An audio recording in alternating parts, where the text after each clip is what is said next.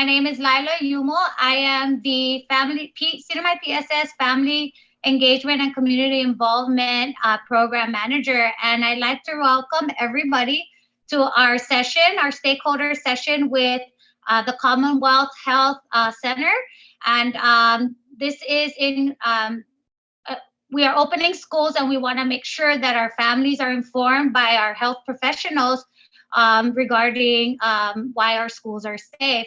So we are streaming live on our CNMI PSS Facebook. I also want to just set some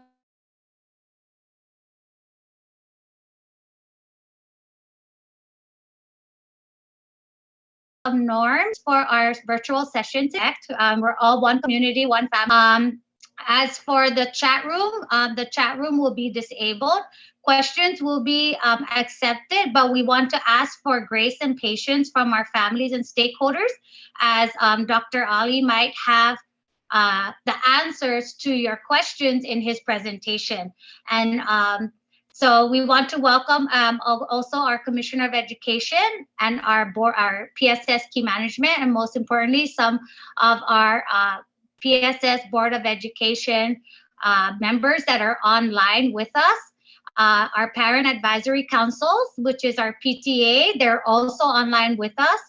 And we are excited to get this session going. And to do so, I would like to invite and welcome the CHCC CEO, Ms. Esther Muña, to introduce our special presenter for today. Thank you, Ms. Esther. Thank you, Laila. Thank you, and Hafaday Tiro, everyone. And thank you also to the Commissioner of Education, Dr. Adda. Thank you for allowing us to be present in your Zoom room. We are very appreciative of this partnership in regards to keeping CNMI safe, and especially our kids on our homes. And I would like to, yes, I have Dr. Ali S. Khan. He's our medical epidemiologist. He has a very strong background in public health and in medicine. He has, let me go ahead and read his bio here. There's a long list of things, but I'm just going to pick out the things that are really stand out, especially in regards to presentation today. Dr. Khan has received his Doctor of Medicine from the State University of New York Downstate Medical Center in Brooklyn, New York. And he has completed a joint residency in internal medicine and pediatrics at the University of Michigan. He is also has Masters of Public Health from Emory University, and he has served and basically under the U.S. Public Health Service Commission Corps as an Epidemic Intelligence Service Officer. And he's basically has focused his career on bioterrorism, global health, and emerging infectious diseases. He had joined CDC, so this is very, his background is tremendous, and especially, wanted to make sure that he has an opportunity to meet you all, especially ask questions for him and provide those answers to you. He is a product and actually a loan from none other than the World Health Organization Western Pacific Regional Office. So Dankuluna Sidus Maasi, an appreciation for the World Health Organization, Dr. Takeshi Kasai, and of course, Mr. Sean Casey as well, always helpful for the CNMI. We still have, just for some, clarity, we do have Miss Stephanie that has presented before to the school system as well as to you parents. But, and especially when we're dealing with a situation here in the CNMI with widespread transmission of the COVID-19 in our community, having, additional epidemiology help and support is essential for our response and also to our recovery. So I don't want to take too much of Dr. Khan's time. So please please welcome Dr. Khan for his presentation. Thank you very much.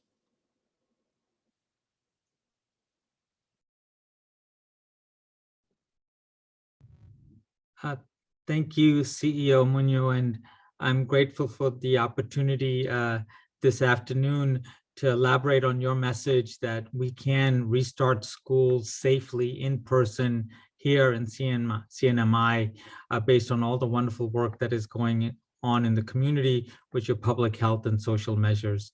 Dr. Ada, thank you very much for the opportunity to speak to you and your stakeholders this afternoon.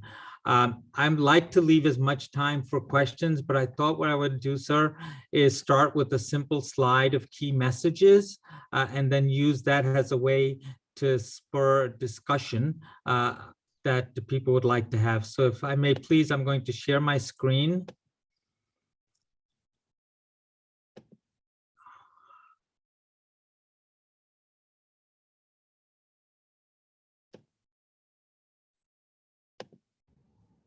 Could I get a thumbs up or a yes if people see my slides? I can see your slide clear, sir. Everything is good. Thank Key you, sir. messages. Thank you, sir. So I have 6 or 7 key messages. And I think what I'll do is I'll go down each and every one and provide you the extensive data and information and science that supports all of these observations. The first one, sir, for you and for the community is pretty obvious, that education is critical for our children, for their families, and for the future of CNMI. We know that it's detrimental for kids to be out of school, and that schools are more than just about school. They're about mental and social well-being of our children. It's about ensuring equity, that everybody within the community has access to a high quality education, including those who may be low income or might have intellectual or developmental disabilities.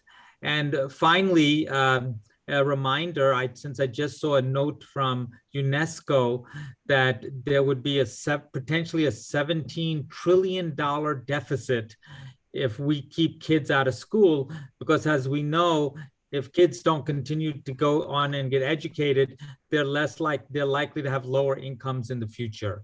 And if kids are not in school, parents obviously can't go back to work. So there's economic reasons also to make sure that we go back to in-person. Now, the good news is we have extensive experience now with schools and what happens in schools and how you can resume schools very safely. And in my day job, which is at the University of Nebraska Medical Center, where I'm a dean of a college of public health, we actually put together our own guidelines on how to go back to school safely. So I consult on this all the time. But what I'd like to do in this discussion is I'll stick very close to the World Health Organization guidelines, and since you're a US territory, also to the CDC guidelines with support from UNICEF and other key global partners. So we know schools are not main drivers of community transmission in CMI. And there's been a nice study now of over 191 countries where they've looked at opening schools and what that means for community transmission. And school opening is not associated with community transmission. So that's a good thing. We also know that K-9, we do not see these large super spreading events occur in that group, especially with mitigation strategies. So for parents who may be concerned that sending kids back to school may lead to increased transmission within the community, we do know that doesn't happen. The other piece of good news is that disease in children is generally milder than adults. Now, I'm a pediatrician, as you heard CEO Muñoz say, so needless to say, my heart is invested in making sure kids stay safe. You will never hear me as a pediatrician say that kids are at 0 or no risk. That's not true. Kids do become infected. However, their disease tends to be much milder, and we know they're less likely to get infected. So children less than 14 probably represent about 8% of all infections. And fortunately, when we talk about deaths, probably 0.4% of all deaths are in those less than 14, 15 years of age. So severe disease, fortunately, is very rare. However, we want to protect our kids. We'd rather they not get any disease at all, but it's good news that disease in children does tend to be mild.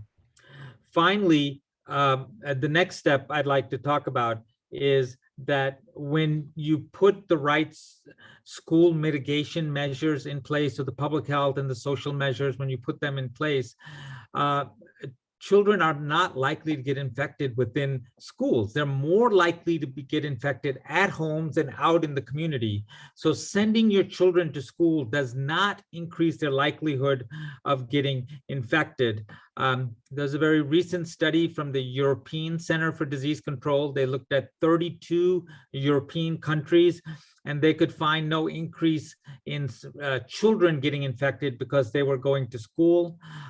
There was also a study in Australia of 1 million kids. They sent those million kids back to school, and they found that less than 1% of all child infections were associated with school. So most of the way kids get infected is not in school. They get infected outside of school. So with mitigation measures, schools are really good places to send your kids if you want them to stay safe. Now, moving on from our kids to our teachers, and a big thank you and a shout out to all of you teachers out there. I'm a product, and I really love and cherish all of the teachers I've had in my lifetime and who've actually put me in a position to help teach you today as my teachers.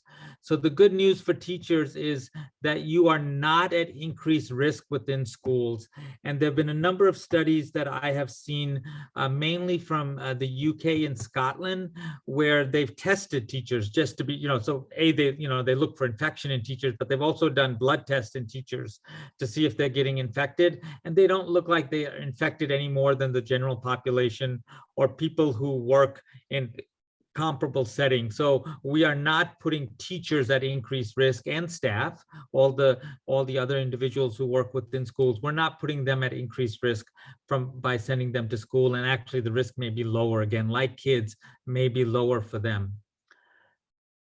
Most of the work that I've just presented and that we've done has shown that you can send kids back to school with the layered set of protection measures, so that they can stay in school safely. Now, this was even before vaccination was available to kids, and now we have vaccination. So vaccination rates aren't a reason, having a certain rate or number of kids vaccinated is not a reason to keep schools closed. It's just I see it as a bonus. It means, wow, we already knew we had all these measures that would protect our kids, protect our teachers, and now we just have one more measure on top of those that will protect them even more than the protection they had previously using the routine public health and social measures that we have. So without a doubt, based on all of our experience worldwide, it is possible for you to reopen schools safely for in-person learning and stay open with public health and social measures. Now, I do need to admit that to make this happen requires a whole of community approach, right? So how do we get disease down in the community? And kudos to the community and CEO Muñoz for their work that they're doing in your communities around putting measures in place and trying to decrease cases within the community, but it will require work within schools to make sure that you're thinking about hygiene and cleaning within schools, cohorting students, social distancing, masking, all the measures that are necessary to do that. Now, especially for parents and grandparents and teachers and others, this is to reiterate, to reinforce, please get vaccinated, protect yourself, protect your kids, protect your community. And also, you're doing a great job in vaccinating kids. And I had a wonderful opportunity to chat with your vaccine manager today, who's going to come back for another series of school vaccinations. A new measure that's also available on CDC guidelines is to test kids in school, including the ability to use testing so that kids don't need to quarantine. So again, there's lots of layers of protection for kids to go back to school in person and do it very safely. I think I'll stop there. I know that was a lot, in a short period of time, but I want to give you an opportunity to ask questions based on what I've just shared. And I'll stop sharing my slides now.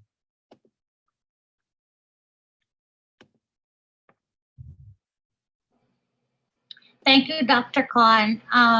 The way we will go ahead and address our Q&A is you will raise your hand and then we will unmute and we will go ahead and allow you to speak. So at this point, we will have Dr. Ali answer any questions that you may have. If it pertains directly to PSS, then we have our COE and Dr. Yvonne Pangilinan as well to assist with any Q&As.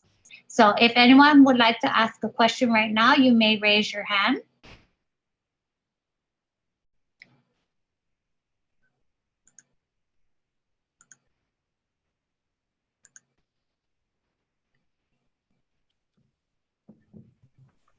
Dr. Khan, maybe you had answered all the questions. Looks like somebody raised their hand. Amanda raised her hand. Yes, let us try and get her in. Miss Amanda, are you able to unmute? Oh, yes. Can you hear me okay? Yes, Miss perfectly. Amanda. Thank you. Hi, thank you. Dr. Khan, thank you so much for sharing your time with us here in the CNMI. One of my questions is about the studies that you've cited.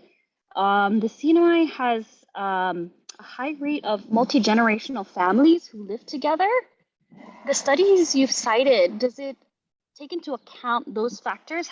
Did it take into account those factors? So Miss Amanda, that's a great question. I tried to be very careful to use studies that were based on lots of different countries. For example, when I talked about studies showing no increased transmission within communities, that was based on 191 countries. When I showed studies showing that there was no increased risk to kids, that was based on 32 countries. And I can tell you from my personal experience, in the US, we work a lot with school districts that also have multi-generational families. And as long as you have good protection measures, you can protect kids in schools. But it's a great reminder, Miss Amanda, that the multi-generational family should go get vaccinated to protect themselves also, right? The best way I tell people to protect kids is for the adults to protect themselves. So there's no reason multi-generational households, as you see in CNMI, should impact your ability to send kids to school. It's a very safe place for them if all the measures are in place. Thank you so much for that response. I do have another question if nobody else has their hand up, and this is more of a personal one. I do have a daughter with a pre-existing health condition, and I worry about her. And if certain communities are not vaccinating, certain families are not vaccinating, I'm just sorry, I'm getting a little emotional because I worry about my daughter, and she doesn't have the choice. She's 2. Oh, absolutely. And I understand that completely as a father and as a pediatrician, nothing's more important than your child. So as you know, it's important for your child to get an education. And this is why I always, one of the key protection measures is masking within the classrooms and social distancing. And that does it. And I have seen it do it in multiple studies, great work from North Carolina and others in my personal experience. And so that will protect your daughter because she will be masked. So she's, making that effort herself, 2 years and older. People around her will be masked, social distancing, cohorting, hygiene within the classroom. And then obviously the hope is that all the adults around her are vaccinated, including your family and teachers and staff. And that's the way to help protect her and make sure that she still can engage, which is so important in her social, emotional, and educational development. Thank you, Dr. Khan. Yes, my husband and I have been debating if she's going to go back to preschool on the 3rd. It's been a difficult decision, but we appreciate your insight and definitely weighs on our decision because we do agree her socialization at this age and her education at this age. I mean, she's still preschool age, but her socialization is so important. And with her pre-existing health condition, we see that her exposure to, you know, best practices in preschool education is even more important for her I agree. So, developmentally. and Miss Amanda, again, it's just to make sure that wherever you put your child, they're being diligent about making sure that they have a good public health and social measures in place. Thank you so much. I have a third question if nobody else has a question, but I'm going to stop and then I'll ask my question if nobody else has another. Thank you, Dr. Khan. My pleasure. Ms. Amanda, since you're on, you may go ahead, and we don't really have anyone waiting at the moment, so you can ask your third question. Thank you, Miss Lila. Good to see you again. Likewise. My final question is, I guess some of the strategies that you have found helpful in terms of communicating with families. I've read a lot of the literature about, you know, being a good listener and trying to understand where families are coming from regarding their vaccination hesitation. I'm just wondering, in your personal experience, what has been helpful to you, and what can we do as professionals to help encourage families to see that the vaccine's very safe for them and their kids? Oh, so absolutely. The vaccine, and we now have 8 billion doses worldwide. So without a doubt, whatever initial concerns there may have been about potentially the vaccines being rushed, and they weren't, there's almost 2 decades of data to support the vaccines. But with 8 billion doses given, we know they are very safe, very effective, and invariably here they're free. So there's nothing that beats that. In my personal experience, I always start with compassion as the way to start a discussion with somebody who's not already been swayed by the overwhelming data that these vaccines are safe and effective, and start at that point of compassion, because again, they have family, they have kids, they have grandparents who they would like to make sure stay healthy, even if they personally may not, for them, it may not be a personal choice to get vaccinated, but they would like to protect their kids and their grandparents. So that's where I always start. I start at a point of compassion and what's common between me and somebody else who has chosen not to get vaccinated. And then maybe that leaves some space then to talk about the great science about how safe these vaccines have been at this point, and how effective they have been. I can share with you, for example, right now there's 13 people in the hospitalized. Yesterday there were 13 people hospitalized. Of those 13 people, 10 were unvaccinated. So that shows you the power of vaccines to prevent severe illness and keep people out of the hospital. And in a small community with a single hospital, you really want to do everything you can to protect your healthcare system and not find yourself in a position like many communities worldwide where pretty much there's no room at the inn.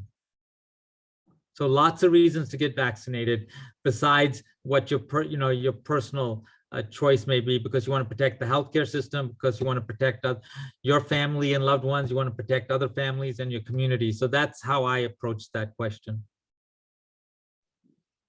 Thank you for sharing that. I think that the reminder of compassion is really important, especially we get, you know, very passionate about our own beliefs. So thank you. I apologize, I haven't been on the CDC website in a long time, but is there some family-friendly brochures that you recommend that just has some quick facts, quick information that I can share with my families? Any that you recommend, even with children? So the CDC, on the CDC website for COVID and K to 12, that's where I would start at. I always try to start as at an official website. So that's where I would start here, since you're a US territory. Thank you. Thank you so much for the resource. Thank you so much, Dr. Amanda. Your questions, I'm sure, have also addressed some of our stakeholders and some of their sentiments. So we appreciate your questions. And thank you, Dr. Khan, for addressing her concerns. I do have our Commissioner of Education who does have a question. You may unmute, COE. Okay, great. Thank you. To you, Amanda, I just want to tell you that all of your concerns are on point, and thank you for bringing up those concerns, because we are also we're trying to address that in as much as possible, and we do have our mental health team to reach out to you, to your child, to your family, and that we can assist in any way. Sometimes it's just the words of wisdom is what we want to share with you, the compassion. So everything that you said and you pointed out and questions that you asked, Dr. Khan, is on point. So thank you so much, Ms. Amanda. And my next question for Dr. Khan is, as we prepare to open full face-to-face, our concern with the school principals is serving the meals in the cafeteria. Right now, we serve the meals in a container box, pre-packed, and we serve them in the classroom. I know that is one of the safest way to protect the food from the virus and all that. However, correct me if I'm wrong, should we stay with the way we're doing serving meals in that box container and serving them in the classroom, or open up the cafeteria and serve the students food in the cafeteria? So that is my question. Is it any safer if we open the cafeteria and serve food to our students? Over. Thank you for that question, Dr. Ada. So part of serving the food to the children is your effort to cohort the students together so that they stay by classroom and to ensure the social distancing. And you can do that in a cafeteria setting in addition to the classroom setting. So you can make those decisions as long as, all the measures are in place. So it doesn't have to be in the classroom. The advantage in the classroom is obviously the cohorting of keeping all the kids together is easier, but other schools have figured out how to cohort within a cafeteria or having staggered times when kids go to the cafeteria so they don't overlap with other kids who are in the cafeteria. That's an operational decision that I would be glad to consult with you offline if you would like, in consultation with CEO Munya. But there are ways to maintain social distancing, cohorting, appropriate hygiene and adequate and cough etiquette and other measures outside the classroom also, right? And I would expect that you're cohorting as you have kids outside, and then obviously increasing ventilation. So all of those things can be done in different settings.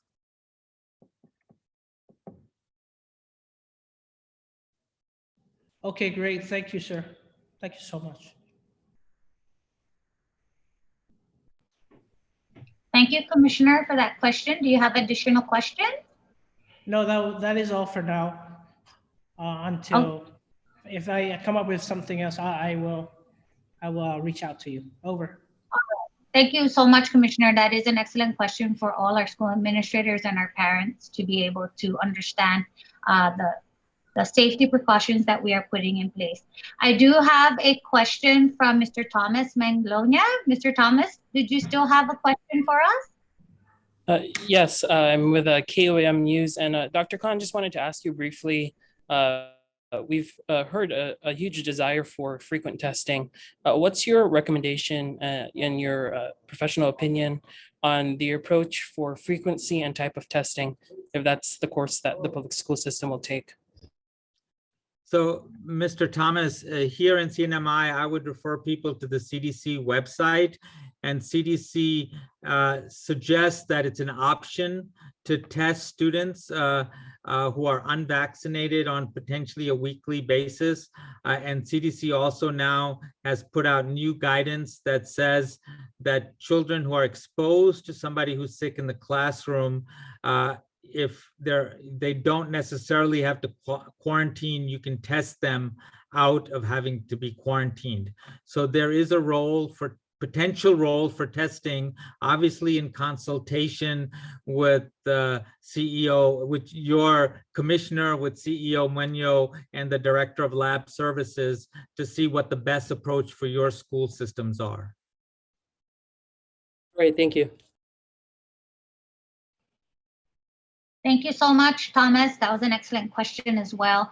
Dr. Amanda, you had your hand raised. Would you want to ask your question now? Yes, thank you. I did, but I think you answered the question. I just wanted clarification about that. So if a classroom has identified a COVID positive case, it sounds like, Dr. Khan, you're saying that it doesn't necessarily mean that A, the classroom has to home quarantine, B, the school doesn't necessarily have to shut down, C, if the child has siblings in high school or middle school, that those schools don't also need to necessarily shut down the classroom. Is that correct? That's correct, Miss Amanda. So starting with the last one, we don't shut down schools for contacts of contacts, but that would be part of the policies of what do you do when there's a case within a classroom, to assess who else may be infected in the classroom, and then who would count as contacts. So everybody in the classroom may not well be a contact, and those who are contacts, how do you do the risk assessment and say, you can stay in the classroom. We are not going to make you stay at home in quarantine. However, we are going to test you. In one of the studies I saw from Australia, secondary transmission was like 0.5% in classrooms. So not that it doesn't occur. So, and as you know, I'm always for being completely honest about the risk, albeit low, but because the risk is low, it does give you other options than shutting down a school just because there's one kid who's infected in a school. Got it. If Ms. Lila, does anybody else have a question? I have a follow-up. You may go ahead and proceed Okay. with your follow-up, Dr. Amanda. Thank you. Dr. Khan, I work with a lot of children with developmental delays who are neuroatypical, and many of whom struggle to wear masks. And a lot of the therapies that I use require exposure to these social skills, for example, for children with ASD. And my recommendations have typically been, let's work on tolerance, building tolerance for wearing the masks for the kids who don't have any additional health conditions, for example, who are able to breathe okay, don't need any additional equipment. Is there something that you can share related to that advisement? If you say, oh no, actually there are other recommendations, or what other environmental protections can we put in place for these children who, through no fault of their own, struggle with having that mask on their face through sensory issues, etc. Like I said, the plans that I've recommended usually have been to build their tolerance, but I'm wondering what your recommendations are. So Amanda, you are blessed. You live in a country with 85-degree temperature, right? You have the ability to have better ventilation within facilities, either by opening windows, keeping kids outside, or other measures that your school systems may want to take through their HVAC systems and UV light and other measures. But this goes back to your earlier question to just reinforce that if we're masking kids and have good ventilation, and with social distancing, we're not putting a lot of kids into quarantine anyway, because, remember, you need to have close contact for a certain amount of time. And if you're both masked and it's not close and there's good ventilation, you're not really putting another child at risk. I will give you a secret. There are no special guidelines that I'm aware of for children with intellectual and developmental disabilities. You're correct about helping them wear masks. The WHO guidelines are 5 years and up. CDC guidelines are 2 years and up.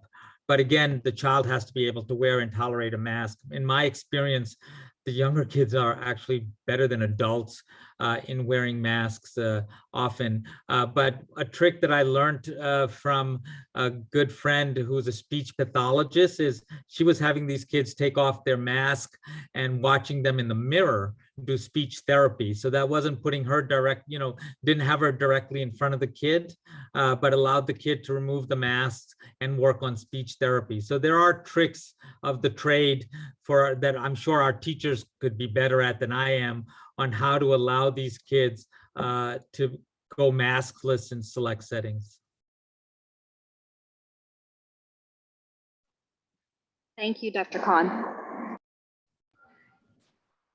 Thank you also, Dr. Khan. Dr. Jessica Taylor, you had your hand raised. Would you like to ask your question now? Yes, thank you so much, Ms. Leila. So Dr. Khan, thank you so much for your time. I just had more of a personal question. I noticed that there are some people with allergies. And when I, see the sneezing or the clearing of the throat and all of that, I'm not sure if it's onset of COVID or allergies. Should I just go to the doctor or should I go and get a swab test? Or I'm just wondering how to differentiate the two and what are some precautions I can take. Thank you. Thank you, Dr. Taylor. You're right. Sometimes allergies can be difficult to differentiate from a cold, from COVID, and that's where a consultation with your doc is helpful to try to understand that. People with allergies usually understand, the sneezing and running eyes, the scratchy eyes, which may be different from the fever. So the classical symptoms of COVID, right? Fever, fatigue, muscle aches, shortness of breath, obviously would be the number 2 in there, difficulty breathing. So those are the classical symptoms. Hopefully you would know whether you had been exposed or not and put yourself at risk. And I would definitely get tested under those circumstances to make sure that you don't have COVID. We encourage testing early because then depending on your condition, that makes you eligible for treatment. And also that will allow you to isolate and not infect other people. And testing is becoming more readily available within the community. So I would have people have a low threshold for getting tested. Thank you. Thank you, Dr. Taylor.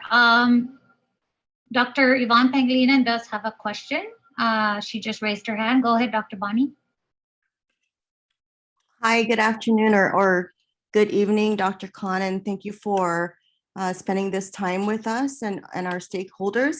I have a question about screening, a little bit of a follow-up from Thomas's question. We had initially scheduled to have screening quarterly in all of our schools across our 3 islands in an effort to ensure that, we were catching students, individuals who were positive with COVID-19 early, and that also reassuring our stakeholders that our schools were safe places to be. As you know, the results from the test are only really valid for the time that you take the test, and you can walk out of testing area and contract COVID and then transmit it. And so we're wondering what is your suggestion for a more efficient way to do screening in the schools, whether or not you would suggest that schools have our own test kits on our campuses. We have health monitors and nurses right now in the school system this year, and whether or not it would be a better idea to screen symptomatic individuals instead of do full-scale screening quarterly. Thank you. So thank you, Dr. Avani. Excellent question. And you already sort of gave the answer, right? So I would differentiate screening from symptomatic testing. So number one of the things when I talk about public health and social measures, if you're sick, do not come to school, please. Actually, don't come to work, please, if you're sick, okay? So that's number one. But if somebody does show up at school who's sick, then yes, that person needs to be tested immediately, whether it's done on site or whether they're referred somewhere else to get tested. I will leave to the logistics of how things work in CNMI to make that work, to make sure that they're tested. But then, so that's essentially that's diagnostic testing. Screening is where you test asymptomatics to get a sense of, are there mild or asymptomatic illness within your community? You previously did it quarterly when you had very little disease within your community. So it's a different time now with more widespread transmission. And again, in consultation with your commissioner, your head of laboratories, and CEO Muñoz, you can think about what resources you have and how closely you want to follow CDC guidelines about testing weekly, every other week, however you may approach it. So that's a separate piece about asymptomatic screening of schools. I hope that helps.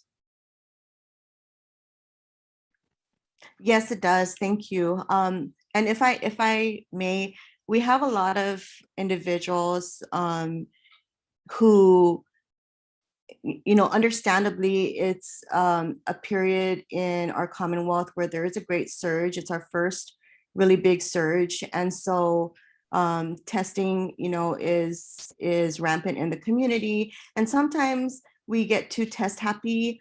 Trying to ensure that we're safe and that our families are safe. The CDC recommends getting tested 5 to 7 days after you're exposed. But we have, individuals just wanting to make sure that we're not transmitting, that we're keeping our loved ones safe, that are testing the day after. This is, it's a concern for our community. It uses up resources, and I'm just wondering if you can speak to that time frame, what the rationale behind that time frame is, and if it's really okay to just go and get tested the minute that you feel like you've been exposed or that you're around someone who is symptomatic or might test positive. Thank you, Dr. Ivani. So spot on. It's a good message. There is no test for exposure. We do not have a test that will tell you if you're exposed. The only test we have will tell you is if you're infected. And so because of the incubation period, it takes some time from exposure to manifest your illness. So if you've just been exposed, there is no way that the test is actually, to be honest with you, is meaningless. It tells you nothing if you get tested if you're just exposed. So the time to get tested if you're exposed is if you develop illness in the next 10 to 14 days, which is the longest period for the incubation period. Please get tested. That may be COVID, or CDC recommendations are to get tested on day 5 if you're asymptomatic or early infection. That would pick you up at day 5 to say that you have been infected. But again, the main message is there is no test for exposure. There's only a test for infection. So if you're exposed, I'm sorry, you have to wait to get infected until we can tell that you were previously exposed. Well, exposed in a way that got you infected, obviously. We know you were exposed, but not in a way that got you infected.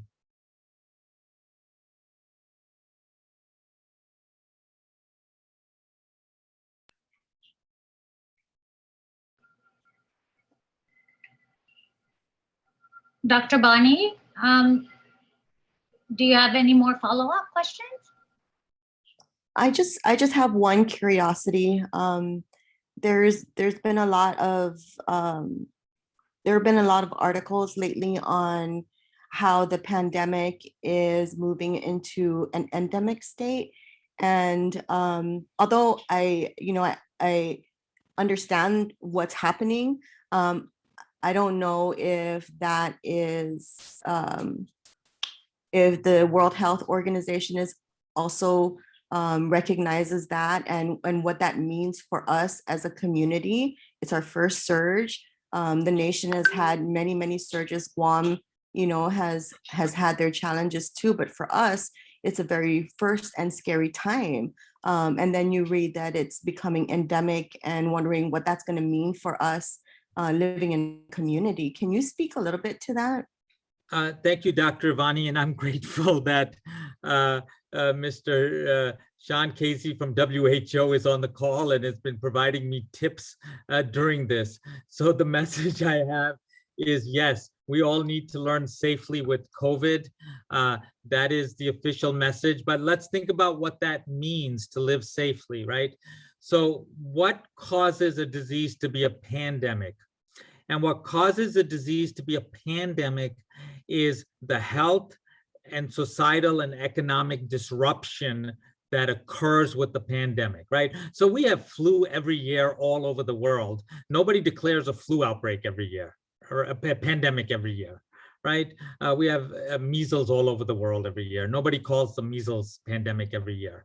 So the moment this disease is no longer causing disruptions in our health system, societal disruptions like keeping schools closed, no longer causing economic disruptions, then you can say that we can live safely with COVID. And the solution to get there is to make sure vaccine is one of the key tools we have available to us, is as we get people vaccinated, especially those at high risk, they're less likely to get severe disease, less likely to put pressure on your health systems, and more, so at that point, yes, we would say the disease is endemic. And that's where we need to get to, where despite, you accept cases within the community, but it's not disruptive to your community anymore. I know that was a long explanation. I hope that was helpful.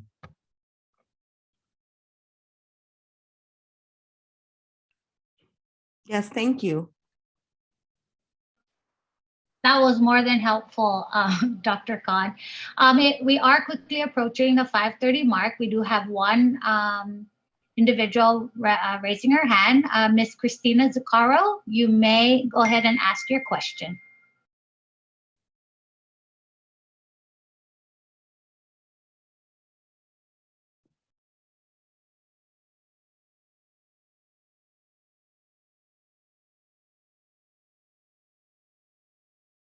Ms. Zuccaro, you're still on mute.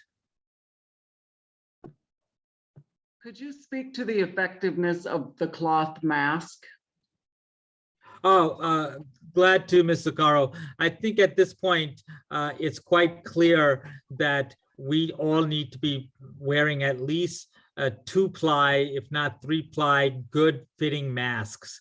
And those recommendations have been probably over a year old in Europe, now making their way into the US, and the CDC has been, as I think more recently said, that we'd like people to be wearing better quality, better fitting masks at this point. Okay, and I have one other question. You talked a lot about where the risk was, and you were saying that it's there's little risk at the school. So where is the risk? I mean, where's the biggest risk? So for kids, they're more likely to get infected in the household and then in the community than they are in schools. So our greatest risks is in our communities and in our households. So this is why we isolate people and quarantine their contacts to make sure you can break that chain of transmission within the household and contacts, and why we do community testing to find cases in the community to try to break the chains of transmission within the community. But that's where the greatest risk is. It's out in the community. Okay, thank you. Appreciate it. Thank you, Ms. Zuccaro. Thank you as well, Zuccaro. Sorry, Dr. Khan, did you want to add something? No, I'm ready for the next question. Oh, okay. We do have Miss Donna Flores raising her hand. Go ahead, Miss Donna. Hi, thank you, Ms. Lila. Thank you, Dr. Khan, so much for being here today. I know there's a lot of us here in the school system, particularly those at the school level that have an anxiety about returning to school. So I appreciate, all this effort in trying to pacify concerns here. I do have one that pops up a lot, being in the special education program, just to help maybe. I've been reading, on the guidance from CDC, from the US DOE, and also news articles about students with sensory issues, maybe those on the spectrum. And I know Dr. Amanda kind of touched on this too, but what can we do to help just ease the anxiety of the teachers and staff for those students that just simply cannot wear a mask, for those sensory sensitivity issues? They're afraid of maybe, some kids may act out. They, let's be real. There's spit, there's, stuff like that. And let's say they're vaccinated. How can we just, I know we can't assure them 100% that we'll be safe, but how can we just ease a little of the anxiety on welcoming these kids back to face as well? Like I said, I've been reading, there's really nothing definitive. The strategies are not really there. So I was just wondering, how can we help pacify and ease some of the anxiety when we return back to school, just for those particular issues, so that we can have our kids come back and experience the face-to-face instruction as well? So thank you very much for that question, Ms. Flores. And needless to say, as a pediatrician, children with intellectual and developmental disabilities are close to my heart. And how do we make sure? Because they need the education more than others, right? You really want to make sure these kids are in school. And I think the secret starts with, how do you ease the anxiety of our teachers and staff that they're vaccinated, so that they're protected and they know the school is doing everything possible to protect our kids? And then recognizing that, yes, ideally we want everybody to be wearing a three-layer mask, or higher quality mask that's good fitting. But if that's not possible, there's other layers you're trying to do to protect these kids in terms of social distancing, cohorting, decreasing the size of the class, increasing the ventilation, making sure you have good cleaning protocols. You talked about spitting, right? Cleaning and disinfection protocols. So it's, how do you layer all those together to decrease the anxiety of the teachers, which decreases anxiety of the kids, and do what you need to do to protect the kids as much as possible by putting all these layers around them if you can't get the mask in place. Yeah, thank you so much for that. I mean, it's just the extra reassurance. We do, send out strategies, like maybe start at home and maybe mimic, wear the mask at home so they can see, and maybe mimic it if not. But, for those that simply cannot, yeah. So I appreciate that. And I hope, it helps alleviate any anxiety that, our staff have, because of course they need to be back in school just as much as the rest of the kids. So I appreciate that. Thank you very much. Thank you, Ms. Donna, for that excellent question and very appropriate response there, Dr. Khan. We do have Mr. George. You may ask your question. Yes, Dr. Khan, thank you for this seminar, and appreciate your advice. My question relates to, could you provide any guidance in regards to therapeutics or medicines in addition to the vaccines and the booster? Thank you.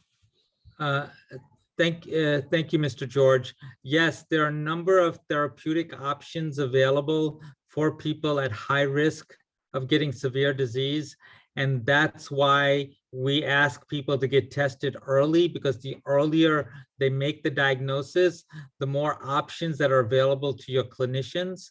And there's monoclonal antibodies, there are antivirals, there are immune modulators. So there's a whole series of drugs, and soon there will be new drugs available to us. That's an individual discussion with your clinician when you're diagnosed.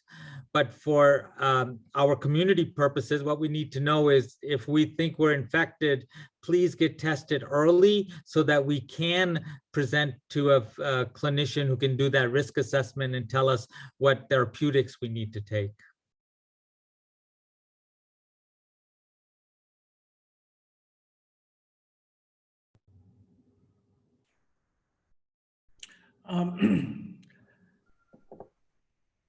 Miss Lila? Yes. I was gonna see if George is done. Yeah, but you may go ahead. COE, we do have Anita Sablan. But if you have a follow-up, you may go ahead. Or I will yield for Miss Anita to go on with her question, please. Thank you, Commissioner. Miss Anita, you may ask your question. Hi, thank you for giving me the opportunity to raise this question. On behalf of my students, some of them expressed this concern. They see a poster that says 6 feet social distancing, but in the classroom, they ask if that's still safe in the classroom to have students sit 3 feet apart. Thank you. Miss Anita, yes, that is safe in the classroom too. But again, we always need to be pragmatic about the size of the classroom and what's possible and what's not possible. That's an individual decision as you walk through the classroom with your advisors on how to keep people safe, on how you maximize the distance between people. Yeah, so with a class size of 30 to 3 feet apart, I'm just, some of the questions and concerns that my students have raised, and that was their main fear of not reporting to school that week that we were given the opportunity to. They were just kind of anxious about the spacing in the classroom, and I'm just sharing, and I wanted to hear your thought on that. So, Miss Anita, I love your students, smart kids. So I think this is a good time to remind them that it's not just one thing you're using to protect them, it's multiple things you're doing to protect them. If they're old enough, did they get vaccinated, right? Are they wearing a good fitting mask that's, 3-ply or more or higher quality, right? So it's all those things that come together. It doesn't have to be 100% of each and ventilation, et cetera, et cetera. So again, it doesn't need to be 100% of everything, because that would, in some places, that would be impossible. Thank you so much. Thank you, Ms. Anita. We'll go ahead and have our Commissioner of Education be the last, since we are at the 5:30 mark. Thank you, COE. You may begin. Great, thank you thank you, Ms. Lila. I have two-pronged question. One is, how can we prepare ourselves as school leaders and school staff and the community for the upcoming Omicron surge? I mean, I don't know. We can probably figure out how to deal with the upcoming, but any advice you have for us? And then second is, can you describe the 3 C's? I know one of them is crowding, or crowd. So thank you for, please, advice. Over. Thank you, Dr. Atta, for those questions. So for the community's purposes and public health purposes, we have seen numerous variants over time. So we're talking about Omicron now. Before we were talking about Delta, then Beta. So for us, this is an infectious disease. It's a coronavirus. And these are the series of measures that we need to do to protect ourselves, right? Okay. So we just need to continue to do these public health and social measures to protect ourselves against all of these variants. And it's important, obviously, to understand what's going on in the community and to modify our measures based on what's going on in the community. But I would focus on making sure that all of your measures are in place to protect your kids, regardless of the variant that may be out there. And so that means having really good policies on masking, social distancing, testing for positive, quarantining, all of that. Make sure you have a good set of policies for that. As far as the 3 C's are concerned, I never remember the 3 C's.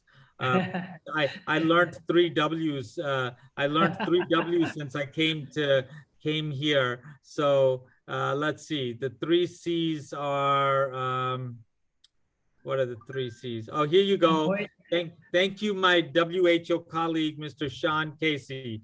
Closed, crowded. So close, crowded, close contact. Close, crowded, close contact. Close, crowded, close contact. Okay. So avoid close contacts, avoid crowded spaces, avoid closed spaces. Oh, okay. All right, cool.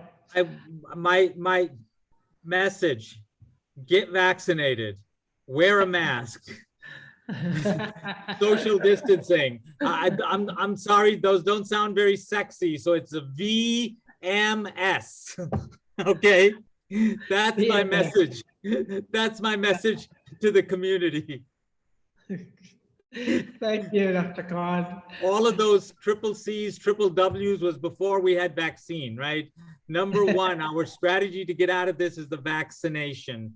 Please encourage vaccination. If you've never been vaccinated, please get vaccinated. If you're especially if you're at high risk, please get your boosters.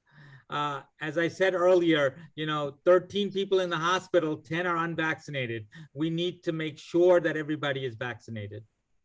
Right on. I agree. Thank you so much, Dr. Khan. I was going to ask if you have, some a final message that you want to send out to our stakeholders before we end our session today. Did you want to add some more, or? Thank you, Ms. Lila. You are an amazing host for this meeting. I think my final message is really my initial message, which is you can reopen your schools with confidence that you can protect your students, you can protect your teachers, you can protect your staff, and you can protect your community.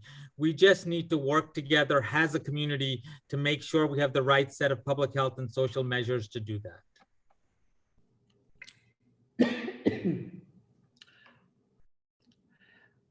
Yes, I agree. And I echo what you're saying about get vaccinated. So we will continue to open our school sites and schedule students that are not vaccinated so that they can be vaccinated, along with their parental consent and parent permission. So thank you. We are onward with that mission. And so it's really refreshing to hear from another voice, especially from you, Dr. Khan, who is a visitor from WHO. You stand credible, and I will echo what you're saying to get vaccinated, because we do have a percentage of students that are not vaccinated and not coming to school for whatever reason, but we're going to work with that small population to make sure that they do get vaccinated and come to school, and assure them that the school is a safe place to come to and get their education. Yeah, and Dr. Ada, they don't need to get vaccinated to come to school. I know. they can come to school without being vaccinated. All of the studies showing that you can protect students was before vaccinations of students. So the vaccine's a bonus. You can resume schools today without anybody being vaccinated. Okay, all right, great. Thank you. Thank you, I stand corrected.